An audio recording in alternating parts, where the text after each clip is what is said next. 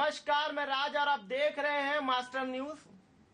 देखना दिलचस्प हो जाता है कि विधानसभा सत्र चालू है और विधानसभा सत्र में बहुत कुछ ऐसा देखने को मिल रहा है जो छत्तीसगढ़ में 23 सालों में देखने को नहीं मिला है। विधानसभा में जिस प्रकार से नग्न प्रदर्शन किया गया लोगों की तरफ से, ये अपने आप में बहुत बड़ी खबर थी।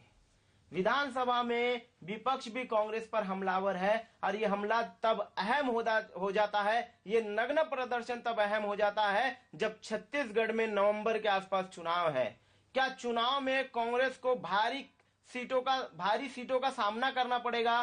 क्या चुनाव में बीजेपी बाजी मार लेगी? क्या बीजेपी की तरफ सत्ता खिसकती हुई नजर आ रही है और कांग्रेस से सत्ता जाती हुई नजर आ रही है? ये देखना अहम होगा। हमारे साथ कांग्रेस के प्रवक्ता जुड़ चुके हैं। शारिक जी, बहुत बहुत नमस्कार आपसे मास्टर न्यूज में। मैं एकदम बिना लाग लपेट के आपसे सवाल पूछूंगा। बिल्कुल। आपने अनुपूरक बजट पेश किया, क्या ये बजट और पहले पेश नहीं हो सकता था? क्या ये बजट 2 साल के बाद पेश नहीं हो सकता था? ये क्या बजट जब आपने सरकार बनाई तब नहीं हो सकता था? क्या आप चुनाव के समय मास्टर स्ट्रोक खेल रहे हैं? क्या चुनाव के समय आप न्यूज बना रहे हैं? क्या चुनाव के समय ये वादा देना चाहते हैं कि सबसे अच्छी सरकार है और हमने 5 साल काम किया है?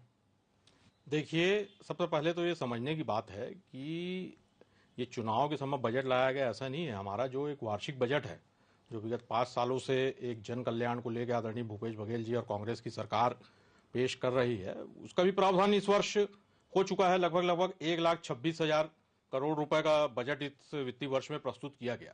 लेकिन कुछ एक ऐसी मांगे हैं और बहुत जरूरी लोक स्वास्थ्य से संबंधित, सड़कों से संबंधित, राजस्व से संबंधित, कर्मचारियों के हित में जो ये निर्णय लिए गए हैं जो ऐतिहासिक, उसके लिए बजट का प्रावधान। तो उसके लिए उन कामों में किसी भी तरह का कोई रोड़ा ना अटके और केवल घोषणाएं बन के ना रह जाए, क्योंकि कांग्रेस सरकार जिस दिन से शपथ ली है 2018 में, 15 साल के भारतीय जनता पार्टी के कुशासन, कर्मचारी और जन विरोधी जो उनके 15 साल रहे हैं, उसके खिलाफ कांग्रेस ने संघर्ष किया और अपने सत्ता में सरकार बनाने के साथ ही 2 घंटों के भीतर जो उन्होंने किसानों का कर्जा माफ किया से लेकर आज तक एक जनता के हितों के लिए लगातार और सतत कार्य कर रही है। तो ये अनुपूरक बजट भी उसी संबंध में हिस्सा है। और इसमें यह भी देखिए कि जो कर्मचारियों के हितों में आदरणीय हमारे मुख्यमंत्री भूपेश बघेल जी और कांग्रेस सरकार ने घोषणाएं की है, जो महंगाई भत्ता, आज मैं गर्व के साथ कह रहा हूं कि जिस तरह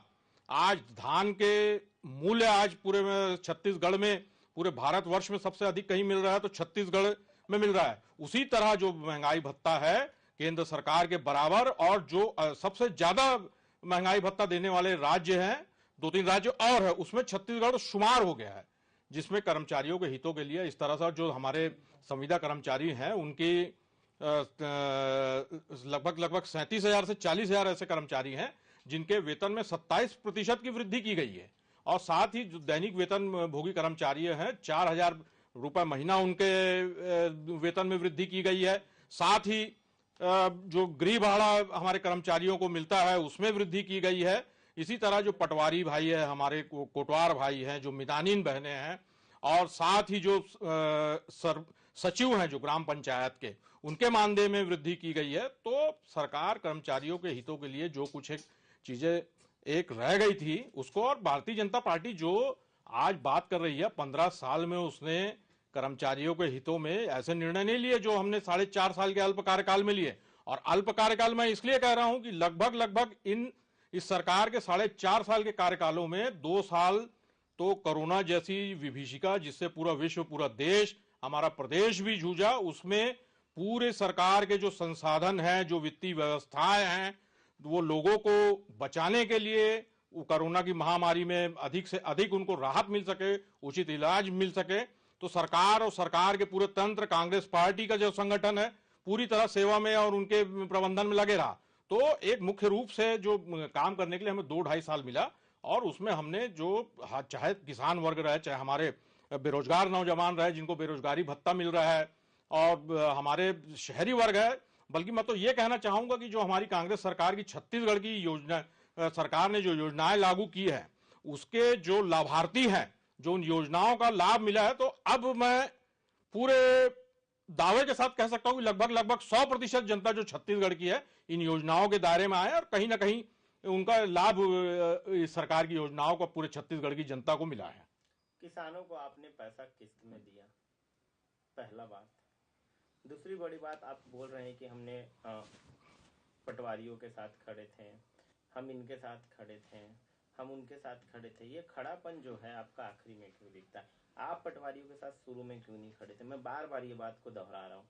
आपने किसानों का बोला कि 2 घंटों में हमने कर्जा माफी किया, पर कर्जा माफी आपने किस्तों में किया। देखिए, सबसे पहली बात इसमें यह है, जो 15 साल में भारतीय जनता पार्टी ने जिस तरह से यहाँ पर शासन किया, मैंने पहले ही बताया कि वो तो भारतीय जनता पार्टी का पूरा घोषणा पत्र रहा या उनके जो चुनावी वादे रहे, एक तरह झूठ का पुलिंदा रहा।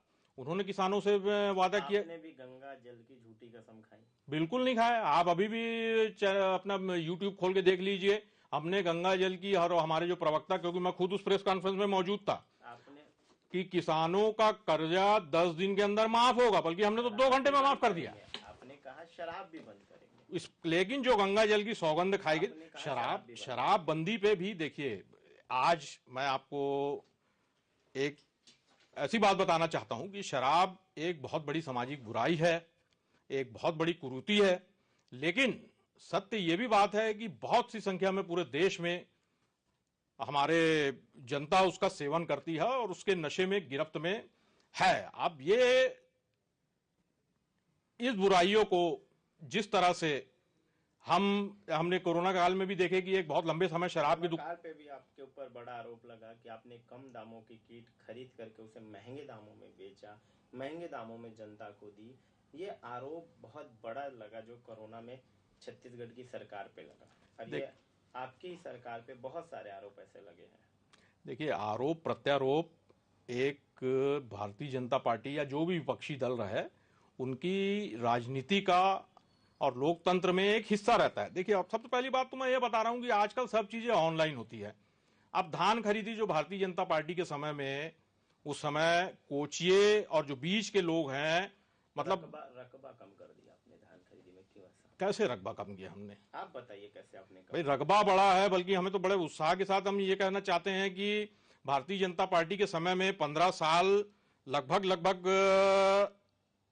रकबा जो 10 क्विंटल पर एकड़ में वो होता था, वो 20 क्विंटल अभी हमारी सरकार में हुआ है। और इसमें धान का जो इसका पूरा रकबा है कुल खेती का, उसमें भी बड़ी अप्रत्याशित बढ़ोतरी हुई है। किसान जो रजिस्टर्ड है, जो पहले बहुत बड़ी संख्या में युवाओं हमारे पलायन करते थे, जो हमारी सरकार की योजना है राजीव गांधी किसान न्याय योजना के तहत, जो हमने, जो भारतीय जनता पार्टी ने एक समय इसमें अड़ंगा अड़ा दिया था, एफसीआई ने खरीदने से मना कर दिया था धान को। अगर आप रिकॉर्ड उठा के देखेंगे तो 2019 में जब हमारी सरकार बनी, सरकार आपका धान खरीद ले रही है, 20% आप खरीद रहे हैं, समझ लीजिए, उसमें भी आप बातें बोल रहे हैं। देखिए, धान तो पहली बात सरकार कोई भी नहीं खरीदती, केंद्र सरकार खरीदती है चावल। जो धान खरीदने की प्रक्रिया है वो राज्य सरकार ही पूर्ण करती है। भाई, अगर भारतीय जनता पार्टी में केंद्र में सरकार है, उसे पूरा खरीदी की प्रक्रिया उनकी जो संस्था है एफसीआई, उसके माध्यम से करना था। और एफसीआई से जो धान खरीदी का समर्थन मूल्य तय होती है, धान खरीदी की जो पॉलिसियां तय होती है, ये 97-98 से हो रही है। लेकिन इसमें जो धान खरीदी की जब प्रक्रिया होती है, तो इसमें शुरू से ही राज्य सरकार पूरी उनकी धान खरीदने के कार्य को पूर्ण करती है। और इस साल भी लगभग कई हजार करोड़ का कर्ज सरकार को मार्केट के माध्यम से और प्राइवेट बैंकों से लेना पड़ा। और एफसीआई तो बाद में जब उसकी कस्टम मिलिंग कराती है, राज्य सरकार कराती है, तो उस चावल को एफसीआई अपनी एक व्यापारी की तरह अपनी जरूरत के हिसाब से, उसके गुण देश देख के, उसकी क्वालिटी देखकर खरीदती है। भाई, इस साल लगभग 1,07,000 क्विंटल धान की खरीदी हुई, और जो एफसीआई ने खरीदा है लगभग 36 लाख क्विंटल धान खरीदा है, जबकि उस रेशियो में 62 से 63 लाख उनको खरीदना था। तो इसमें जो पूरा व्यय है, जो ये हानि की राशि है, ये तो पूरी राज्य सरकार कर रही। तो हमें आपत्ति इस बात की, देखिए, ये एफसीआई चावल जरूर खरीदती है, समर्थन मूल्य रेट देती है, लेकिन हमें ऐतराज इस बात का है कि चाहे भारतीय जनता पार्टी के प्रधानमंत्री भी आए, उन्होंने भी अपनी सभा में कहा, और जो भारतीय जनता पार्टी के यहाँ के नेता है वो भी कह रहे हैं कि इसमें राज्य सरकार का कोई योगदान नहीं। तो हमें आपत्ति इसी बात की है। भाई हमारी सरकार किसानों के हित के लिए सदैव पहले दिन से मैंने आपको कहा कि कटिबद्ध है। और पर किस्तों में कटिबद्ध है। देखिए, किस्तों में कटिबद्धता की बात नहीं है भाई। समर्थन मूल्य किसानों के खाते में जो सेंट्रल एजेंसी तय करी है वो पहुंचा है, और ये बोनस की बात रही, ये हमारे वादे की बात रही, ये किसानों की जीवन स्तर सुधारने की बात रही, उनकी मेहनत के, उनके पसीने का उचित मूल्य देने की बात रही। तो अब वो एक मुश्त दिया जाए या किस्तों में दिया, भाई साल भर किसानों को जरूरत पड़ती है पैसे की, तो सरकार साल में 4 बार अपनी अर्थव्यवस्था के हिसाब से, इसमें केंद्र सरकार की कोई मदद नहीं। मैं फिर आपको बताना चाह रहा हूं, ये जो राजीव गांधी मोदी जी आकर के अपने भाषण में ये बात कहते हैं कि पूरी सरकार का पूरा धान हम खरीद रहे हैं, 80% धान हम खरीद रहे हैं। बीजेपी के बड़े बड़े नेता ये कह रहे हैं कि 80% धान हम खरीद रहे हैं, तब इस बात पे आप सरकार का पक्ष क्यों नहीं रख पाते? मैं तो सीधा सीधा सरकार का पक्ष बताया, इसमें कोई बात नहीं है। भाई सरकार ने इस साल 1,07,000 लाख क्विंटल धान खरीदी, और एफसीआई ने कितना चावल खरीदा? 36 से 37 लाख, जबकि उस धान से चावल बनाने में करीब करीब 70 लाख क्विंटल से ज्यादा बनता, लेकिन भाई उसने तो 36 लाख खरीदा। वैसा था तो एफसीआई को पूरा धान खरीदना था। एफसीआई मैंने पहले ही कहा, जो केंद्र सरकार, जो आदरणीय मोदी जी जिस एजेंसी की दुहाई पे यहाँ पे 80% की बात करके जा रहे थे, मैं उसी को बता रहा हूं। ये सरकार गुण दोष के आधार पे व्यापारी बनकर वो सेंट्रल पूल में उनकी जरूरत जो है तो खरीदेगी। हम किसान से धान खरीदते तो ऐसा थोड़ी ना बोलते हैं कि भाई हमारे को बस इतनी जरूरत है, या आपका इतना कोटा है, आप इतना बेच सकते हैं। हम खरीदेंगे चुनाव से पहले, निश्चित तौर पर घोषणा हो गई, और जो 2800 रुपए प्रति क्विंटल की दर से धान खरीदी जाएगी। और किसानों का चुनाव नहीं, हर साल ये तो सतत प्रक्रिया है। पिछले साल तो आप 2400 के आसपास से खरीदा आपने। देखिए अभी 100-150 रुपए 9 साल बाद सरकार ने रेट बढ़ाई है, सेंट्रल सरकार ने धान के न्यूनतम समर्थन मूल्य में उस रेट को बढ़ा के प्लस अपना बोनस बढ़ा के 2800 रुपए। और ये भी बात मैं दावे के साथ कह रहा हूं कि आने पहले पैसों का आवंटन करेंगे कि सिर्फ धान ही खरीदेंगे? पैसों का आवंटन भी हो रहा है, अनुपूरक बजट इसी परिप्रेक्ष्य में रखा गया है। अभी चुनाव आ गया, आवंटन नहीं करेंगे, अब सरकार बनेगी तब हम धान के पैसों का आवंटन करेंगे, तो पूरी जनता को और पूरे किसान को तो आप वो कर लेंगे। देखिए जब तक अभी आचार संहिता नहीं लगती, आचार संहिता को ज्यादा दिन भी नहीं बचा है, अब वो जब भी लगे वो तो केंद्रीय चुनाव आयोग के ऊपर है। खेलने के कगार पे नहीं है। क्या चीज? मास्टर स्ट्रोक तो खेलने की कगार पे नहीं है कि मैंने धान तो खरीद लिया, आवंटन में चुनाव के बाद करूंगा पैसों का। धान के पैसा सब किसानों के खाते में चलेगा। ये बात हो रही है आने वाली सरकार की प्रक्रिया में। बात कर रहा हूँ। हाँ, आने वाली खरीदी चुनाव के पहले करेंगे आप? निश्चित रूप से। अगर जैसे देखिए अभी धान की फसल जैसे तैयार होती है, किसानों की सुविधा के हिसाब से, यहाँ के जलवायु मौसम के हिसाब से जैसे फसल तैयार होती है, उन परिस्थितियों के हिसाब से खरीदी करेंगे। फसल तैयारी नहीं हुई तो खरीदी, धान क्या बेचेगा किसान और सरकार क्या खरीदेगी? लेकिन इस बार हम उससे भी बढ़कर रेट देंगे किसानों को, उनका मूल्य देंगे। जिस तरह से पूरे 5 साल सरकार ने किसानों के हित में काम किया है, आने वाले समय में हमें पूरी उम्मीद है कि हमारे किसान भाई नहीं, पूरे वर्ग का आशीर्वाद मिलेगा और हम फिर से सरकार बनाएंगे और इससे बेहतर किसानों के लिए और करके दिखाएंगे। भारतीय जनता पार्टी केवल किसानों को और आम जनता को अपना वोट बैंक समझ के रहती है। हम वोट बैंक नहीं, उनको एक हमारी एक जो बोलना चाहिए, किसान हमारी अर्थव्यवस्था का, हमारे एक राज्य के जो हमारा चक्र चलता है उसका एक महत्वपूर्ण हिस्सा है। तो उनके साथ हम कभी अन्याय नहीं होने देंगे।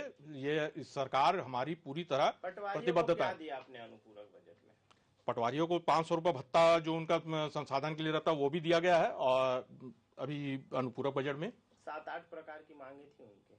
देखिए किसी मांगे तो सबकी बहुत सी रहती है, लेकिन जो मांगों में एक कर सकती है सरकार, जो जायज मांगे हो, जो उनके जीवन स्तर को सुधारने के लिए रहे, ऐसी मांगे पूरी की जा सकती है। और सब चीजों अन्य मांगों मांगना पटवारियों का नाजायज है क्या? एक कमरा मांगना काम करने के लिए नाजायज है क्या? उसके लिए एक सहायक कर्मी मांगना नाजायज है? देखिए बता दीजिए। सभी पटवारियों के लिए मैं आपको बताना चाहूंगा कि जब भी आपका भी पाला पड़े या आम जनता का भी पड़ा, तो वो कोई रोड में बैठ के ऐसा टेबल लगा के या कहीं पेड़ के नीचे बैठ के बोरा बिछा के काम नहीं करते। सभी के लिए कमरा है वहां पे, और वो कोई ना कोई सहायक या कोटवार या सचिव जो रहते हैं, सरपंच, वो वहां पे एक सहायक के रूप में मौजूद रहते हैं। तो परिस्थितियां जो भी एक व्यवस्थित ढंग से उनकी मांगों को एक चरणबद्ध ढंग से पूरा किया जाएगा। एक साथ किसी भी संगठन हो या कोई भी संस्थान हो, उसकी मांगों को धीरे धीरे, जो सरकार की भी कुछ एक योजनाएं रहती है, उनकी वित्तीय उपलब्धता रहती है, संसाधनों की उपलब्धता रहती है, उसके देखकर ही जो हमारा कर्मचारियों के हित में, चाहे आम जनता के हित में है, वो निर्णय लिए जाते हैं और लिए जा रहे हैं लगातार। पूरक बजट में किसको क्या दिया इस बार? पूरक बजट में तो मैंने बताया आपको कि अभी लोक स्वास्थ्य के लिए है, सड़कों के लिए ये बजट है। हमारे कर्मचारी नहीं लगाया आपने 5 साल में, एक नई सड़कें नहीं बनाई आपने 5 साल। किसने बोलता है आपको? आप भैया आप भी वो बीजेपी का बोलने से थोड़ी ना होता, यहाँ की जनता डिसाइड करिएगी। आरोप लगा रही है कि एक ईंटा लगाने का काम नहीं किया। जो सड़कें हमने बनाई थी उसको तोड़ा बनाया, जो सड़कें हमने बनाई थी उसको तोड़ा बनाया, जो सड़कें हमने बनाई थी उसको तोड़ा बनाया। ये क्या सही है कि सड़कों को आप तोड़ करके फिर से बना रहे हैं? अब देखिए, मैं भारतीय जनता पार्टी के आरोपों पे नहीं जाएंगे। आपका भी नेशनल चैनल है, मेरा एक आपसे निवेदन है कि भाई हमसे इस कमरे में बैठ के या भारतीय जनता पार्टी के लोगों से कमरे में बैठ के एक आप अपना सर्वे भी किए, छत्तीसगढ़ के सुदूर अंचलों तक, बस्तर में भी जाइए, सरगुजा में भी जाइए, इधर राजनांदगांव में जो मोहला मानपुर महाराष्ट्र बॉर्डर है, सरगुजा में वाड्रफ नगर तक आप जाइए और देखिए कि वहां के लोगों को जीवन स्तर, वहां पे लोगों को सरकार के प्रति क्या उनकी राय है, कैसा है। भारतीय जनता पार्टी का तो काम केवल और केवल चुनावी समय में तो बल्कि भारतीय जनता पार्टी सक्रिय हुई है। 4.5 साल तो उनका भी एक फर्ज था कि 15 साल वो यहाँ पर सत्ता पे रहे। आपने तो विपक्ष में बैठने लायक ही नहीं छोड़ा, तो क्या करें? नहीं तो क्यों नहीं, उनका संगठन तो है, वो एक बहुत बड़ी अपने आप को कैडर बेस्ड पार्टी बोलती है भारतीय जनता पार्टी। अपने आप को एक बहुत बड़ा एक जनहितैषी होने का ठप्पा लगा के घूमते उनके नेता। तो उनको आना था ना सरकार के लिए, भाई धान खरीदी हो रही है, चाहे कोई भी योजनाएं हो, वहां पे आए, वो जनता को उस योजनाओं से अवगत करे, अधिक से अधिक लाभ मिले जनता को, इसके लिए काम करते। उन्होंने कुछ नहीं किया। 15 साल पहले वो अपनी उपलब्धि बताएं। और इस चुनाव में भी जा रहे हैं तो केंद्र सरकार में जो आज बढ़ती हुई जो महंगाई है, आज लोग जो दाल चावल और टमाटर खाते थे उनकी भी, राहर दाल के भाव देख लीजिए आप, टमाटर के भाव देख लीजिए, डॉलर से ज्यादा हो गए हैं। तो भारतीय जनता पार्टी को मजबूत कर रहे हैं। किसको मजबूत कर? 150 रुपए किलो टमाटर खरीद के किसान को मजबूत किया जा रहा है। आपने कमजोर करने का काम किया 1 रुपए खरीद करके। आज भारतीय जनता पार्टी के काल में अगर महंगाई आई है तो किसान मजबूत भी तो हुआ है। वो अडानी अंबानी ने शायद हो सकता कुछ इस बिजनेस में भी आ गए होंगे, टमाटर के या सब्जियों में। तो भारतीय जनता पार्टी का काम रहता है अडानी अंबानी उद्योगपतियों को मजबूत करना, हजारों हजार करोड़ का उनको लोन देना, उनको लोन दे के देश से भगाना। अडानी की कोई कंपनी अगर मुश्किल में आ गई तो रातों रात उसके खाते में, उसकी शेल कंपनियों के खाते में 20,000 करोड़ का निवेश हो जाता है। वो कहां से होता है? और उस बात का जवाब अगर कांग्रेस पार्टी और कांग्रेस पार्टी के नेता आदरणीय राहुल गांधी मांगते हैं तो उनकी सदस्यता को अपने एक विधायक के माध्यम से खत्म, कोर्ट से किया गया ना, विधायक के माध्यम से क्या किया गया? याचिका कौन लगा? आपके देखिए, आपके एक तरफ आपके फेवर में फैसला नहीं आता है, पर एक तरफ आप सुप्रीम कोर्ट का 2-3 दिन पहले का ये देखिए कि जिस तरीके से शराब घोटाले को लेकर के ईडी जांच कर रही थी, सुप्रीम कोर्ट ने उस पर रोक लगा दी। तब आप बोलते हैं कि सही है। जब आप चुनाव हार जाते हैं तो आप बोलते हैं ईवीएम गलत है। जब आप चुनाव जीत जाते हैं तो बोलते हैं ईवीएम सही है। तो ये तर्क देना कि एक कोर्ट को बताना कि क्या सही है और क्या गलत, ये अपने आप में आपको नहीं लगता कि गलत है? देखिए, माननीय सुप्रीम कोर्ट के निर्णय पे हम कहीं कोई सवाल नहीं उठा रहे हैं। ये जो मामला है चुनावी भाषण का था। चुनावी भाषण दिया गया कर्नाटक में और गुजरात का एक विधायक भारतीय जनता पार्टी का याचिका दायर करता है और 2019 में यह भाषण दिया गया है ना। और जब राहुल गांधी जी एक भारत जोड़ो यात्रा के माध्यम से विशाल जन समूह से मिल रहे, बल्कि भारत जोड़ो यात्रा के माध्यम से नहीं, आज भी वो ट्रक ड्राइवरों से, मैकेनिकों से, किसानों के बीच में जाकर अपनेपन से वो आज ही क्यों मिल रहे? जब 50-55 की उम्र में, 40 की उम्र में ये राहुल जी कहाँ थे? 45 की उम्र में राहुल जी कहाँ थे? 48 की उम्र में राहुल जी कहाँ थे? या 30 साल की उम्र में राहुल जी आपके नेता बड़े क्या गांधी परिवार का सरनेम ही नेता बना देता है? गांधी परिवार का सरनेम नेता नहीं बनाता है। गांधी परिवार का जो त्याग रहता है, जो गांधी परिवार का जो बलिदान रहता है, गांधी परिवार के जो लोग अपने सीनों पे आतंकवाद के खिलाफ लड़ते हुए, एक अराजकता के खिलाफ लड़ते हुए अपने सीनों पे गोली खा के और बम के चिथड़ों से शहीद होते हैं। गांधी परिवार के पंडित जवाहरलाल नेहरू, चाहे मोतीलाल नेहरू हो, महात्मा गांधी जो राष्ट्रपति 20-20 साल, 15-15 साल अपने जेल में बिताते हैं अंग्रेजों के खिलाफ संघर्ष करते हुए।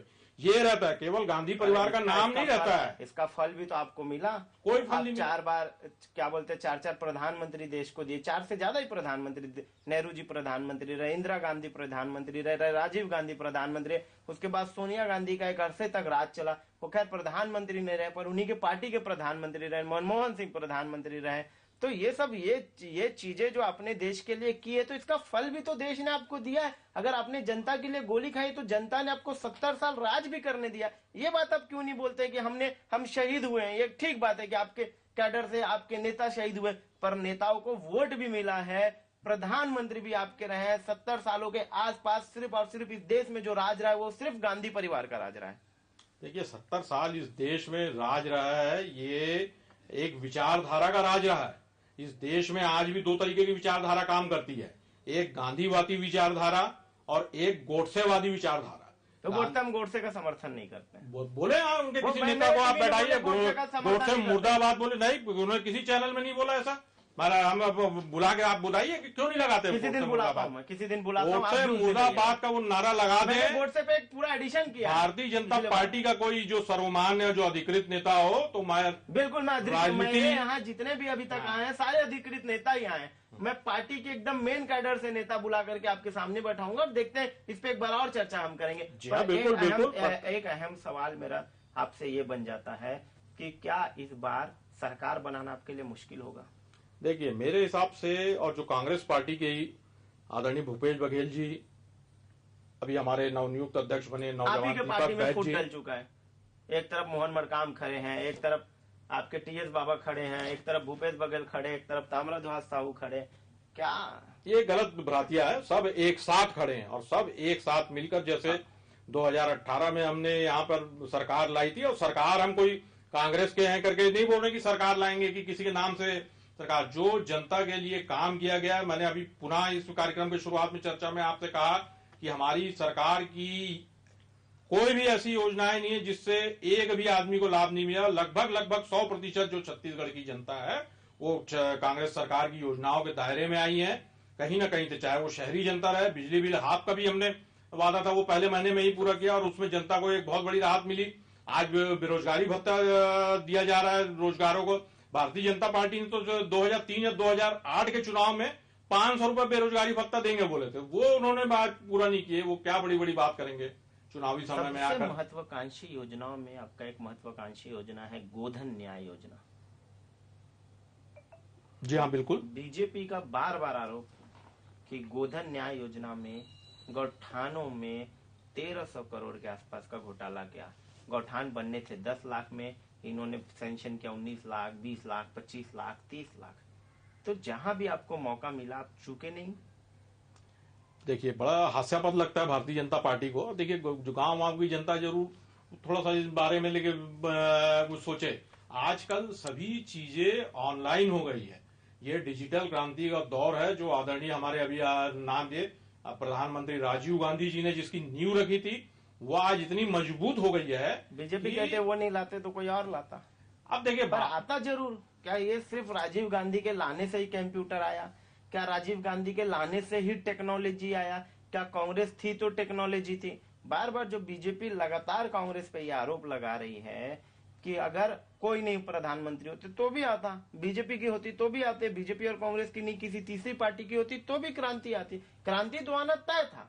2014 के बाद सुई से लेकर, तोप से लेकर, हवाई जहाज से लेकर, ब्रॉडबैंड से लेकर, ट्रैक्टर से लेके, ऐसी क्या चीज है जो भारतीय जनता पार्टी या जो भी इनकी आदरणीय जो सो कॉल्ड विश्वगुरु प्रधानमंत्री बनते हैं नरेंद्र मोदी, 2014 के बाद में आप भी विचार करिए, एक कोई ऐसी चीज बता दे जो 2014 के बाद आविष्कृत हुई है। कोई जवाब नहीं दे पाएंगे। ये सब बना रहे हैं, एम्स बना रहे सब, ये एम्स पहले हो चुके हैं, ये भी नेहरू जी के समय में आरंभ हो चुका था। विश्व गुरु सड़कें बना रहे हैं। सड़कें भी भाई एक सतत प्रक्रिया है, ऐसा थोड़ी ना कि इससे पहले 2014 से पहले गड्ढे में चलते थे, नाव में चलते थे। सेना को मजबूत किया, इतना पालकी में सेना को मजबूत कर दिया, इतना मजबूत किया कि सीमा अभी तक आ नहीं पाई भारत में। 80-80 लाख करोड़ के जहाज में आदरणीय प्रधानमंत्री जी चल रहे हैं। 2014 या 70 सालों में प्रगति नहीं हुई तो उनको दिल्ली से यहां तक पालकी में बैठा के लाना पड़ता या घोड़े में रथ लगा के लाना पड़ता। तो ये सब बातें जो है केवल जनता को दिग्भ्रमित करने के एकदम लिए है। अहम सवाल, जिस तरीके से पाकिस्तान से सीमा आ गई है, मैं राष्ट्रीय लेवल का एक सवाल पूछ रहा हूँ, क्या हमारी टेक्नोलॉजी, क्या हमारी सेना इतना कमजोर है कि कोई भी हमारे देश में घुसपैठी कर सकता है? और ये आपकी लू फॉल है क्योंकि आपके सरकार से होती आ रही है, तभी यहाँ तक पहुंचे हैं। निश्चित रूप से बिल्कुल गलत बात है ये। हमारी सेना के अदम्य साहस और उनकी जो शौर्य है, जो उनका पराक्रम है। एक लड़की आ जाती है जो 4 बच्चों को लेकर के आ जाती है। देखिए, मैं वही तो विडंबना बता रहा हूं कि आज भारतीय जनता पार्टी बुनियादी मुद्दों पर राजनीति नहीं करती। टमाटर का रेट, गैस सिलेंडर, बढ़ती हुई महंगाई, सत्ता में आने से पहले 2 करोड़ नौजवानों को पर साल रोजगार देंगे, ऐसा वादा आदरणीय नरेंद्र मोदी जी ने कहा था। आपने सुना नहीं? पकोड़ा भी रोजगार है, स्वयं भी रोजगार है, रोजगार तो दे रहे हैं। अब आप बोलेंगे कि सिर्फ गवर्नमेंट नौकरियां ही रोजगार है, ये तो गलत है। रोजगार मूलक क्या काम कर रहे हैं भाई? रोजगार मूलक ऐसी कौन सी काम है? बस लास्ट सवाल, एकदम लास्ट सवाल, समय बहुत कम बचा हुआ है, एकदम लास्ट सवाल मैं पूछूंगा, गौठानों में घोटाला हुआ है या नहीं हुआ? बिल्कुल नहीं हुई। पहली बात तो भारतीय जनता पार्टी के लोगों को गौठानों और गौशाला में बेसिक अंतर पता ही नहीं है। और आजकल जो गौठान जो हमारी सरकार ने बनाया गया वो एक तरीके का, उसमें दिन में गायें नहीं रहती है। दिन में गायें अपनी प्राकृतिक संसाधनों से चरने जाती है, उसके बाद में रात में आकर या शाम में आकर उन गौठानों में उनमें संवर्धित संरक्षित होती है। तो भारतीय जनता पार्टी के लोग एक निम्न स्तरीय राजनीति करने के लिए जिस समय गायों का बाहर जाने का, चरने का समय रहता है, उस समय कैमरा वैमरा लेके पहुंच जाते हैं, वहां उल्लड़ करते हैं। और भारतीय जनता पार्टी के कार्यकाल में तो बल्कि घोटाला है तो जो इनसे जुड़े लोग हैं, जो इनसे जुड़ी संस्थाएं जो इनका प्रचार प्रसार करती है, गौठानों के नाम से, गौशालाओं के नाम से, गौशाला के नाम से इतना अनुदान दिया गया है जिसका भ्रष्टाचार ना हिसाब है ना किताब है। आज तो आप गांव गांव जाएंगे तो आपको गौठान बने दिखेंगे, वहां पे गाय दिखी, वहां पे गाय, गौ माता का किस तरह संरक्षण संवर्धन किया जा रहा है। और तो और गोधन न्याय योजना में उनके गोबर को आज बेचकर बड़ी बड़ी महिला स्व सहायता समूह अपना रोजगार उत्पन्न कर रहे हैं। और कई ऐसी चीजें उपयोगी बन रही है जिसका उपयोग निर्माण कार्यों से लेकर हर चीज में, त्योहार में उसका उपयोग हो रहा है। तो हमारी सरकार ने, जो भारतीय जनता पार्टी गौ माता के नाम से भी राजनीति करने से बाज नहीं आते हैं, उनके संवर्धन, संरक्षण और उनको संसाधन जिससे रोजगार उत्पन्न हो सके, ऐसा प्रयोग किया है। भ्रष्टाचार की बातें पूरा एक कोरा आरोप भारतीय जनता पार्टी की एक निजी राजनीति है। बहुत बहुत शुक्रिया आपका, आपने समय दिया। तो आप देख रहे थे कि किस तरीके से कांग्रेस कह रही है कि हमने अनुपूरक बजट लाया, हमने किसानों की सरकार बनाई, हमने गोधन न्याय योजना लाया। 15 साल में बीजेपी ने गोधन न्याय योजना क्यों नहीं ला पाई? ये तब अहम हो जाता है कि चुनाव में जनता कौन किसके तरफ है। क्या जनता बीजेपी की तरफ है, क्या जनता कांग्रेस की तरफ है, या जनता किसी और मूड में है? देखना अहम हो जाएगा कि छत्तीसगढ़ के चुनाव में इस बार किसका पलड़ा कितना भारी है। क्या ये पलड़ा बीजेपी का भारी है, क्या ये पलड़ा कांग्रेस का भारी है? तमाम बड़ी खबरों के लिए देखना ना भूलिए आप आर्यन टीवी।